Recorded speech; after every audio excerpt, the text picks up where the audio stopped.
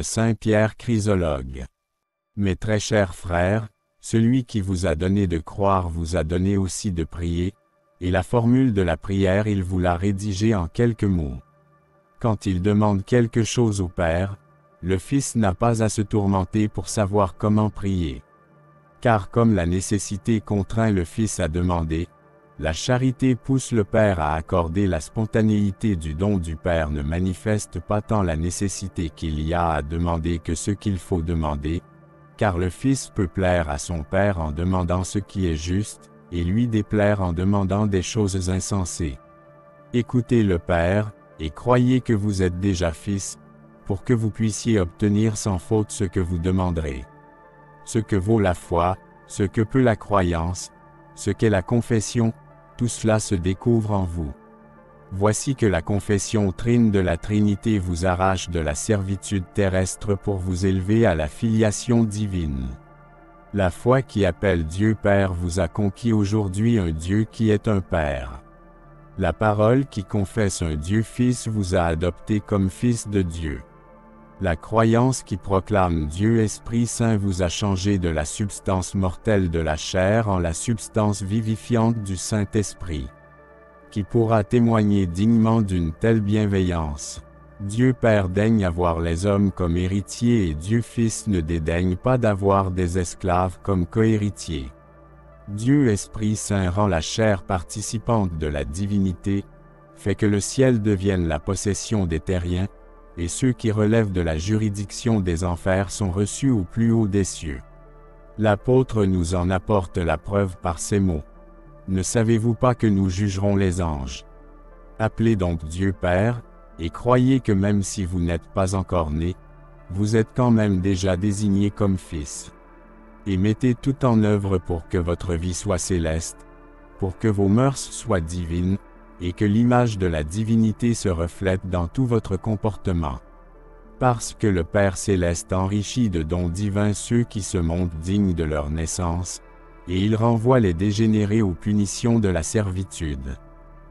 Notre Père qui est aux cieux, la conscience servile succomberait, la condition terrestre s'effondrerait si ce n'était l'autorité elle-même du Père et du Saint-Esprit qui nous incite à nous exclamer ainsi. Dieu a envoyé l'Esprit de son Fils dans nos cœurs qui crie Abba Père. L'Esprit s'épuise, la chair défaille à la pensée du divin, à moins que celui qui ordonne ne réalise lui-même ce qu'il ordonne. Quand la mortalité peut-elle oser appeler Dieu Père, au moment où la vertu céleste anime notre cœur et notre âme? Notre Père qui est aux cieux, homme, qu'as-tu de commun avec la terre, toi qui confesses que ton origine est céleste? Arbore donc une vie céleste dans la demeure terrestre. Car si tes pensées s'inspirent de ce qui est terrestre, ta conduite entachera le ciel et injuriera ton Père céleste. Que ton nom soit sanctifié. Nous ne demandons pas que Dieu sanctifie son nom, puisque par sa sainteté ce nom sauve et sanctifie toute créature. Frères, voici le nom que redoutant les puissances célestes, que leur servitude reconnaît en tremblant. Voici le nom qui donne le salut au monde perdu, mais nous demandons que, par nos actions, le nom de Dieu soit sanctifié en nous. Car quand nous agissons bien, le nom de Dieu est béni, il est blasphémé quand nous agissons mal. Écoute l'apôtre qui dit, « Le nom de Dieu à cause de vous est blasphémé chez les nations. » Nous demandons qu'autant que le nom de Dieu est saint, autant nous méritions que sa sainteté demeure en nos esprits. Que ton règne vienne. Nous demandons maintenant que le règne du Christ arrive, comme s'il n'avait pas toujours existé et n'était pas encore. Et où est donc ce royaume? Le royaume de Dieu est en vous. Il est en nous par la foi, mais nous supplions pour qu'il vienne en réalité. Mes frères, tant que le diable, par une grande diversité d'astuces et de fourberies, par son art multiforme de tromper, trouble l'ordre des choses, apporte de la confusion dans les scènes et les mœurs de l'homme, sévit avec les idoles, incite au sacrilège, trompe par des augures, ment au moyen de la divination, séduit par des signes, se rit des humains avec l'astrologie, les amuse avec des spectacles, les attaque avec les vices, les blesse avec les péchés, les souille de crimes, et les conduit au désespoir. Il éloigne de nous le royaume du Christ et nous en prive. Nous demandons donc qu'il vienne un temps où, après la chute de l'auteur d'un si grand mal, l'univers au complet, l'ensemble des créatures, règne et triomphe pour la gloire totale du seul Christ. Et qu'arrive ce qu'on demande après. Que sur la terre comme au ciel, il n'y ait qu'une seule volonté, celle du Seigneur. Que la terre soit le ciel, que la vie soit Dieu, que le temps soit l'éternité, que la patrie soit le repos, que la fortune soit l'innocence, que l'honneur soit l'immortalité, que la gloire soit la chasteté, que Dieu soit tout. Il a ajouté, « Donne-nous aujourd'hui notre pain quotidien. » Après la paternité de Dieu, après la sainteté du nom divin, après le royaume du ciel, on nous ordonne de demander le pain quotidien. Le Christ n'est pas sujet à l'erreur, ses demandes ne sont pas contraires à ses commandements. C'est lui-même qui a dit, « Ne vous inquiétez pas dans vos esprits de ce que vous mangerez et de ce que vous boirez. » Mais il est lui-même le pain qui descend du ciel, qui a transformé la manne de la loi en la farine de la grâce. Le pain qui a été pétri dans la passion de la croix, qui a fermenté dans le sacrement de la grande miséricorde, et qui a reçu du sépulcre le lavement d'une légère aspersion. Il a été cuit par la chaleur de sa divinité et a terminé sa cuisson dans la fournaise de l'enfer. À chaque jour, il est apporté sur la table de l'Église, comme une nourriture céleste, est rompu en rémission des péchés, rassasie ceux qui le mangent et les nourrit pour la vie éternelle. Voilà le pain que nous demandons qu'on nous donne à chaque jour, jusqu'à ce que nous nous en délections perpétuellement, de jour en jour. Et remettez-nous nos dettes comme nous les remettons à nos débiteurs. Le pouvoir de pardonner est à ta portée, c'est en toi que se trouve la capacité d'oublier. C'est toi qui es établi auteur de la rémission des péchés. C'est en vain que tu demandes qu'on te pardonne, si tu dédaignes pardonner à autrui, car c'est toi qui détermines pour toi quelle est la mesure de la miséricorde. Ce que tu attends d'autrui en fait de miséricorde, commence par le faire aux autres. Et ne nous induis pas en tentation. La tentation, mes frères, est une engeance trompeuse, qui dans l'adversité, occulte ce qui va bien, et dans la prospérité occulte ce qui va mal. Elle entraîne l'ignorance humaine dans des chutes douloureuses. Nous demandons donc que l'impulsion des péchés ne nous fasse pas tomber dans les fosses des tentations. On dit que Dieu induit quand il abandonne ceux qui courent vers les crimes. Mais délivre-nous du mal. Il désigne ici le méchant auteur du mal, le démon. Nous demandons donc que par ce seul secours, nous soyons à l'abri de tous les maux, ainsi que de l'auteur du mal. Notre Père qui est aux cieux, parmi ceux qui s'appellent fils, personne ne se propose de demeurer dans la condition sociale de l'esclavage. Tu es désigné aujourd'hui comme un germe divin, mais tu n'y es pas encore promu. Sache que c'est en espérance, non réellement que tu l'es devenu.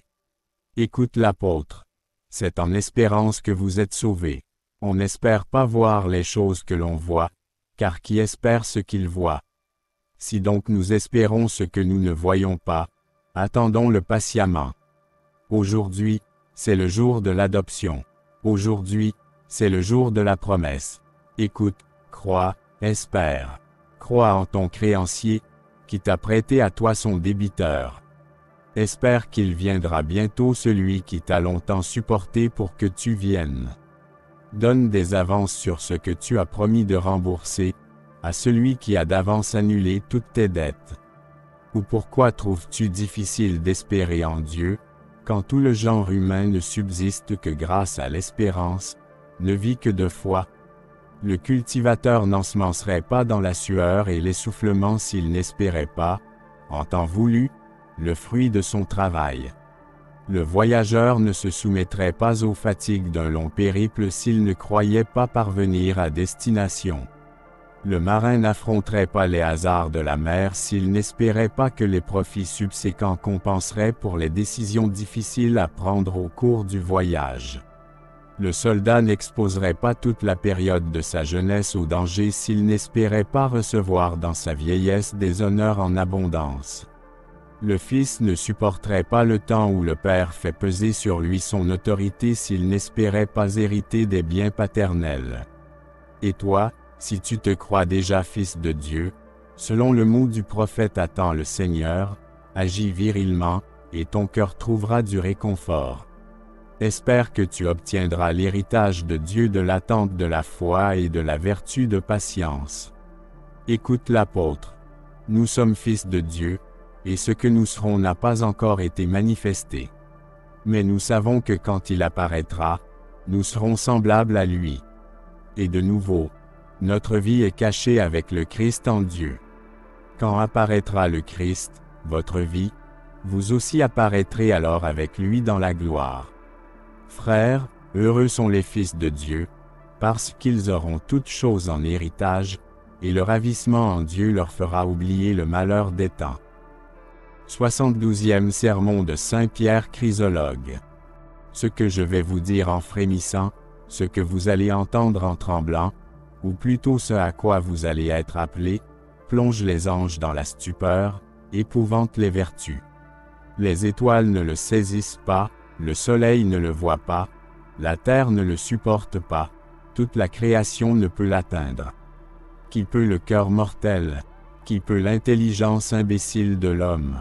Qui peut la faiblesse des sens humains? Qui peut le souffle léger de la voix humaine? Qui peut la langue humaine bientôt condamnée au silence? Lorsque Paul a vu cela de façon invisible, il l'a révélé sans le révéler, en disant « L'œil n'a pas vu, l'oreille n'a pas entendu, et il n'est jamais monté dans le cœur de l'homme ce que Dieu a préparé pour ceux qui l'aiment. » Quand Isaïe a commencé à en avoir la révélation, il se demandait si l'homme pourrait jamais y parvenir, même par la foi, en disant « Qui croira jamais à ce que nous avons entendu ?» Quand Jérémie se fit une idée de la révélation divine, ses sens supérieurs ne supportèrent pas cet enfantement, disant « Je plains mon ventre, et les sentiments de mon cœur sont troublés. » Habakkuk exposait cela de bout en bout sous le souffle du Saint-Esprit quand il disait « J'ai conservé, et mon ventre a été épouvanté au son du discours de tes lèvres. Et la frayeur est entrée dans mes os, et en dessous de moi ma vertu s'est troublée. » Soulevé par la vertu de Dieu, il sentit que sa propre vertu s'affaissait sous lui. Il serait trop long de poursuivre dans cette ligne du sacrement de la peur, et d'énumérer tout ce que les saints nous offrent d'exemple. Le temps ne nous permet pas de nous attarder plus longtemps dans ce frisson sacré, et le violent désir de ceux qui sont en train de naître ne permet pas de retarder l'enfantement céleste. Je dis donc, et vous qui êtes encore dans le sein maternel, je vous interpelle d'une voix pénétrante, je vous instruis d'avance en une exhortation prévoyante, pour que vous invoquiez le Père avant de voir la mère, pour qu'avant les caresses maternelles, vous tendiez et vous vous hâtiez vers le royaume. Pour que vous veniez vers le pain du Père avant que vous vous suspendiez aux mamelles de votre mère. Que ne l'emporte sur vous aucun besoin personnel, aucune attache maternelle, aucune préoccupation mondaine. Mais que tout en vous réponde et coopère au Père divin, à l'auteur céleste. Notre Père qui est aux cieux. Voici ce que j'avais peur de dire, voici ce qui me faisait trembler à la seule idée de le proférer, voici ce que la condition de la servitude personnelle ne permettait d'entendre à qui que ce soit parmi les anges ou les hommes, ne pouvait même soupçonner. Qu'entre le ciel et la terre, la chair et Dieu, une association puisse tout d'un coup se former, de façon à ce que Dieu soit dans l'homme, et l'homme en Dieu. De façon à ce que le Seigneur se change en serviteur, et le serviteur en fils. De façon à ce que des liens de parenté s'établissent d'une façon ineffable entre la divinité et l'humanité. Et la considération que Dieu a envers nous est si grande qu'il est impossible de savoir ce qui doit étonner davantage la créature. Est-ce le fait que Dieu a déposé sa divinité pour partager notre servitude ou qu'il nous a emportés à la dignité de sa divinité? Voilà pourquoi, ô homme, Il te harangue divinement celui qui est enflammé d'un si grand amour de toi. Alors que tu es encore dans le ventre de ta mère, il t'adopte comme fils par ta voix. Il ne veut pas seulement que tu sois libéré, mais que tu naisses. Il veut que sur cette nature qu'il te donne en t'affranchissant, la conception de la servitude passée ne vienne déposer aucune souillure, aucune tache. Bienheureux êtes-vous, vous à qui il est donné de dominer avant de naître, de régner avant de vivre, de parvenir à la gloire du Dieu Père avant de connaître la bassesse de votre lignée. L'Église, heureuse mère, qui tourne son attention sur des gens comme vous, s'étonne d'avoir engendré, tout en demeurant vierge, des fils aussi nombreux que vous et d'une aussi grande qualité. Cet enfantement a été autrefois annoncé à l'avance par des exemples. Jacob, dans le sein de sa mère, lutte avec son frère, et lui ravit aussi les triomphes. Dans le sein de Tamar, des jumeaux luttent pour la suprématie, retardent la naissance, et ne désirent pas voir la lumière avant de vaincre. Jean exulte et accorde vers son auteur avant d'être sorti du sein de sa mère. Si les rejetons humains luttent pour Dieu avant de naître de leurs parents, avant de vivre pour le siècle, qu'y a-t-il d'étonnant si les germes divins de l'Église, si les rejetons divins qui sont encore dans le sein de leur mère confessent qu'ils sont un germe céleste? Notre Père qui est aux cieux, la stupeur s'empare de nous. Le Christ, du sein du Père, appelle la mère, et la reconnaît sur la terre. Et l'homme, du sein de sa mère, appelle le Père, et le confesse dans les cieux. Notre Père qui est aux cieux, comment la grâce a-t-elle pu tout d'un coup te tirer en avant? Comment la nature céleste a-t-elle pu s'emparer de toi, de façon à ce que, encore placé sur la terre et dans la chair, tu ignores la chair et la terre en disant, « Notre Père qui est dans les cieux ». Celui donc qui confesse et croit être le fils d'un tel Père, que sa vie réponde à sa naissance, que ses mœurs fassent honneur à son Père, et qu'il démontre par ses pensées et ses actions qu'il a obtenu la nature céleste. Que ton nom soit sanctifié. Nous portons aussi le nom de celui auquel nous commençons à être apparentés. Et c'est pourquoi nous demandons, qu'en nous, perdure la sanctification d'un tel nom, l'honneur et la prérogative du nom, que l'élévation d'un tel Dieu a sublimé. Que ton règne arrive, ce n'est pas à lui que nous demandons cela, lui à qui n'a jamais fait défaut le règne, qui est lui-même personnellement le règne, et qui contient toute la puissance de son règne. Mais nous, qu'il veut voir parvenir à la gloire promise du règne, il nous avertit de le désirer de tous nos vœux, il veut que nous le pourchassions avec toutes les forces de notre esprit. Autant il est téméraire celui qui veut justifier rationnellement l'adoption filiale, autant il est amorphe celui qui ne se réjouit pas, n'exulte pas, ne s'époumonne pas à crier quand il se dirige vers le règne et y parvient. Que ta volonté soit faite sur la terre comme au ciel. Comme elle se fait dans le ciel, qu'elle se fasse sur la terre. Tout est déjà le ciel, l'Esprit de Dieu agit en tous, tous sont dans le Christ et le Christ est dans tout quand tous ne goûtent et ne font que la volonté de Dieu. Alors tous sont une même chose, et qui plus est, un seul est tous quand l'Esprit de Dieu vit seul en tous. Donne-nous aujourd'hui notre pain quotidien. Que Dieu soit béni par le jour à chaque jour. Nous parlons du pain quotidien qui est inépuisable.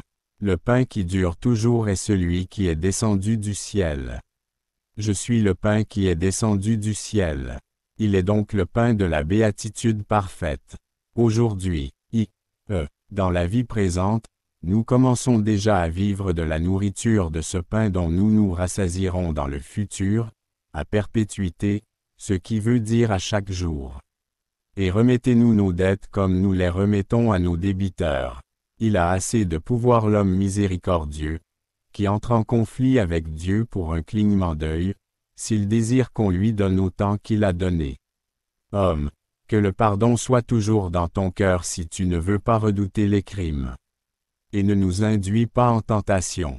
Ceci demande une interprétation, parce que la tentation du démon, qui précède et qui est amère, est l'instrument de Dieu. tant que nous serons contenus dans ce corps fragile, il est nécessaire que nous prions pour qu'il n'ouvre pas en nous une porte à la tentation, et pour qu'il ne donne pas aux démons accès à notre âme. Mais délivre-nous du mal, que le Seigneur notre Dieu lui-même nous libère du mal, et nous fasse parvenir à toutes sortes de biens, lui qui vit et règne Dieu maintenant et toujours, et dans l'infinité des siècles et des siècles. Amen.